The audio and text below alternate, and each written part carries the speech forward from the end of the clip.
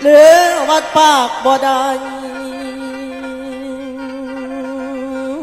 มันแน่นอังในช่วงอกไผ่เดชโนสิเป็นคนวายกให้สวงใจเข้านี่พ่อแม่เอ้ยว่าสินี่ไก่หน้าผ่านมาเจออีกคือเก่าอีกคือเก่าโอ้ยเดนอนี่สัมพันธ์สองเฮาลาวาดีนาดน้อยพันคอยจอแม่นบอกบางหูบ่อนอลาวาดีลามว่าหลวงพี่เลวตาทรมานทั้งใจกับว่าโป้เฮงแล้ว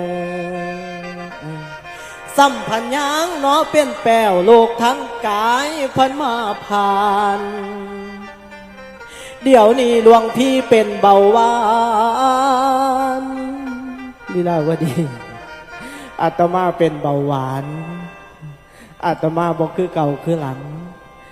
ขอให้ความหักของเฮาน่ะจงเป็นยังเส้นขนานเด้อลีลาวดีให้ลีลาวดีได้ไปพอกับผู้ที่เหมาะสมกับลีลาวดีสา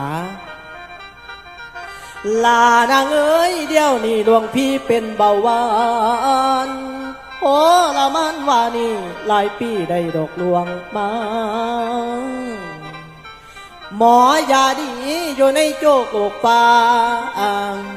เอามาซอยเยียวยามารักษากายเฮาก็บ่เศร้าลงได้หูเคยใส่ตาเคยแจ้งเคยมีแหงแต่ครั้งก่อนเดี๋ยวนี้ขากะเริ่มอ่อนบ่หลับกินบ่ได้มันเป็นหายกว่าแต่ละอัง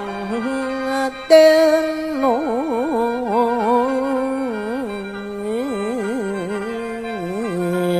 นอนาง